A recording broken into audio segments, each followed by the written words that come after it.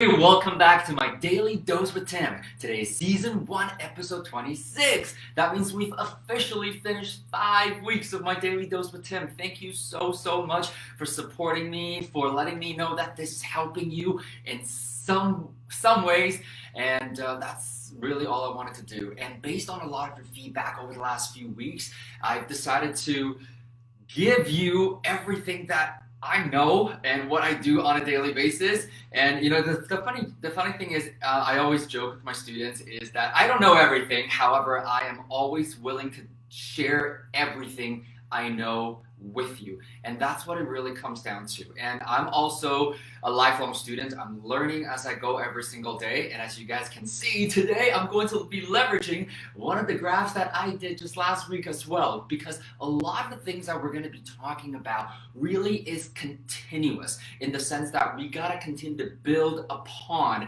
everything that we've touched on as well. And so I just want to let you know, as you guys probably are aware already, and it's on my Facebook personal page banner too, is that I do this 5 times a week, Monday to Friday, kind of like a daily talk show, if you will. And I know not every one of you is watching this real time, and so for those of you who always are joining me live, I thank you, appreciate you for making the time and for joining me. And for a lot of you, I know you're always watching this because it's kind of crazy to look back already. Just in 25 short episodes, there's been thousands and thousands of views already, and I've got tons of messages from you.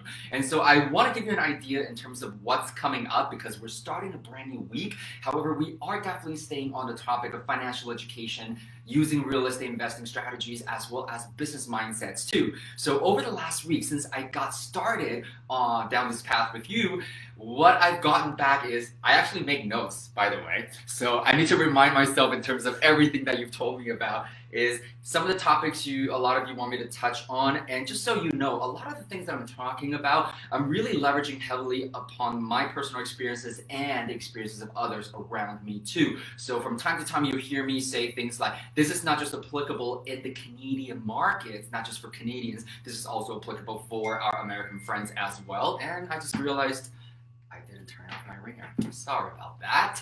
See, this is live. How much more live can we get than this?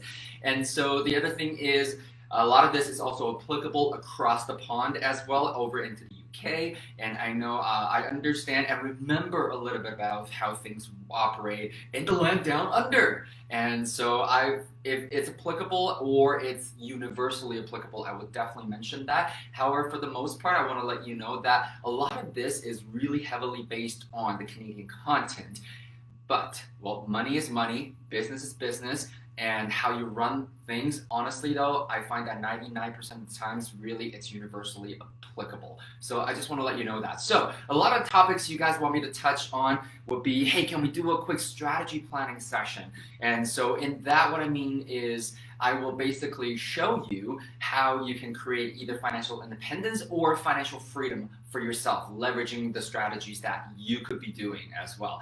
And some of you guys going, because I know it's a mixed bag of viewers right now. A lot of you guys are a bit more seasoned. A lot of you are fairly new or novice, or you just kind of want to get a bit of an overview of a glossary. So some of you are mentioning, hey, can we go over some of the common terms so that when we're talking about stuff like this, because I think a lot of you are starting to sense that I talk pretty fast. I speak pretty fast when I'm going over things like this, because I'm always looking and making a fair effort in attempting to wrap all these sessions, each of these sessions up in about 10 to 15 minutes. However, there's just so much that keeps coming out because I've been doing this for so long myself and teaching others. I really just want to paint that picture fully for you.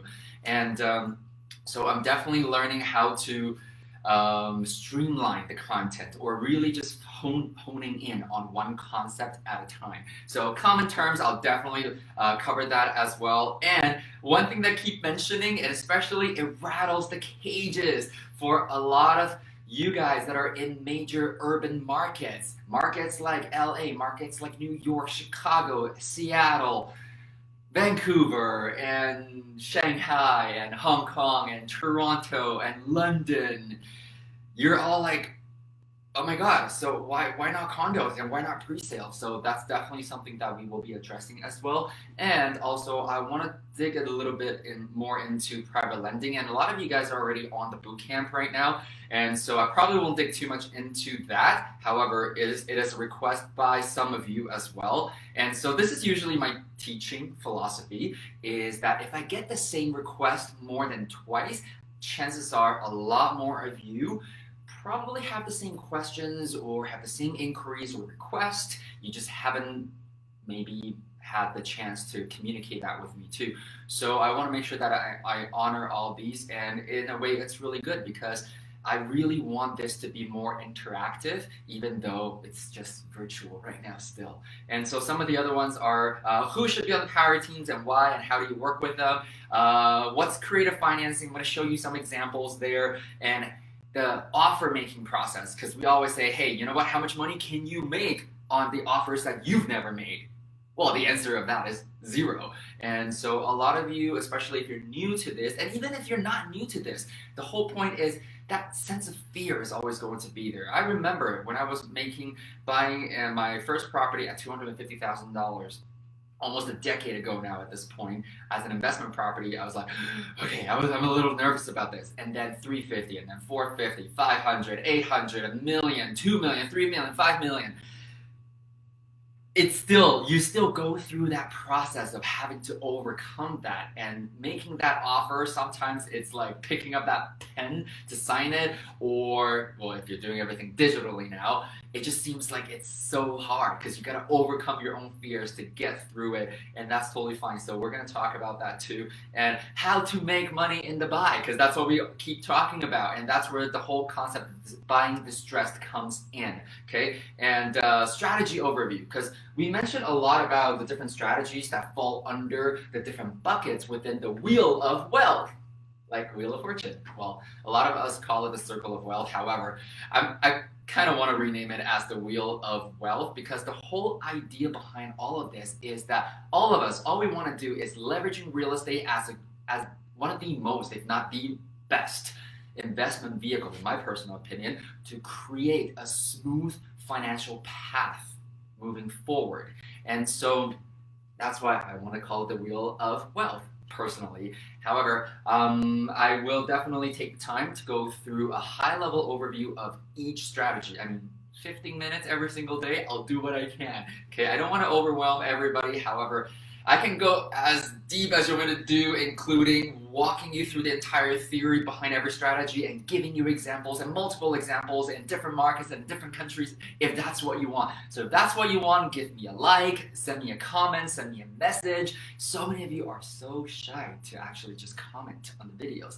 That's funny. So I'm not complaining because I love getting the messages from you guys. A lot of you know that I'm not super active on Messenger. However, usually after I do my daily dose, I will check my Messenger just in case that you did send me a message, so that I can start to capture all your questions and your requests. And a lot of you guys want me to go into more of the lingos, and that's kind of where the common terms come in. So we'll go through the glossaries, and then we can go a little deeper in terms of covering what's net operating income, what is cap rate, all these kind of things. And the thing is, it's not just about the definition. Honestly, it's not about the definition. It's about truly understanding what those numbers stand for, and more importantly, what they mean to you. Okay, and so speaking of which, today I really want to just focus on one main concept. And a lot of you guys have already heard me say this, and once again, if I start to sound like a broken record, that's only because not only myself and my business partners have had to constantly reiterate some of these very basic mindset for ourselves, or just understanding in terms of what it is to be financially savvy and literate. Honestly, there's no other way to really put it, is the fact that so many people, especially people that I've worked with over the last few years, so many people make this one mistake, and that mistake is the lack of clarity. The lack of clarity. I'm not gonna lie, I still go through that from time to time, especially when I work with my personal coach as well, because I still have coaches, I still have mentors that help me in various areas of my life, and a lot of the times, we get into that mode where we complain when something's not going right or something's not going as planned. And all of a sudden, they turn around and they just ask you, so what do you want? And I find myself so many times I'm actually not able to answer that question. And that's the funny thing when it comes to money and building a secured financial future for everybody. And I've noticed that just happens so much as well. And so I really want to dive deeper into that certain topic. Is first thing first, you have to understand the main difference between financial independence versus financial freedom.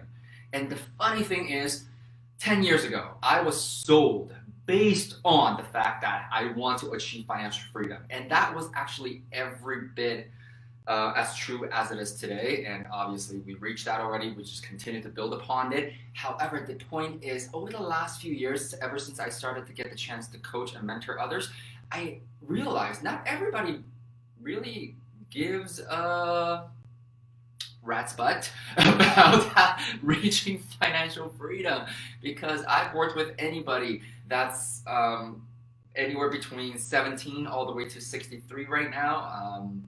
I welcome a different range or a bigger range too at some point.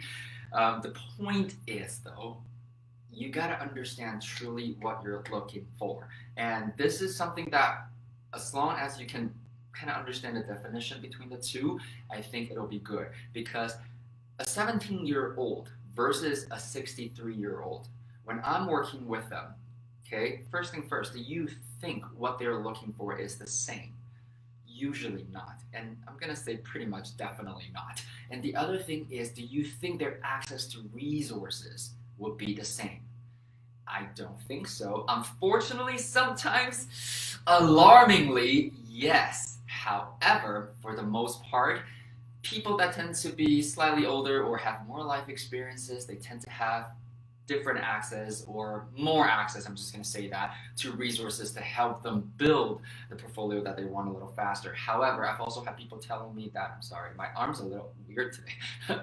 So I have also had people that tell me that, hey, you know what, I'm in my 50s and 60s and I don't have as much time as somebody that's in their 20s. So what strategy should I be doing to really get me to the goal that I want to? And so this is the point that I really, really want to stress, is really be clear about your goal. And when I say goal, the first few things that should come to mind is, okay, let's think about the general umbrella terms that most people are aware of, right? So the first thing is retirement.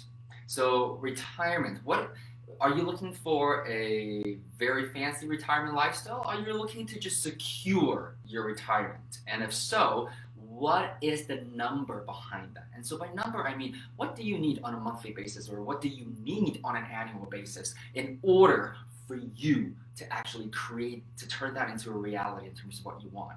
And I also have students that come in and say, hey, you know what? It's a couple, and even though they have kids, it's a couple that have been in their career for 20 plus years now, and they both done very well with their careers and their jobs. As a result, financially speaking, they're actually doing pretty well. And so all they really want is to make sure that either they leave a legacy for their kids, or meaning that they want to demonstrate to their kids now, hey, you know what, your generation is a little different than ours. We worked really hard and we did somewhat okay financially. However, we understand that the world that you're growing up in and the job markets that you're going to be exposed in are going to be very different, especially again with the impact of COVID. Nobody can predict what's going to happen in terms of our economy and how people are going to be earning money.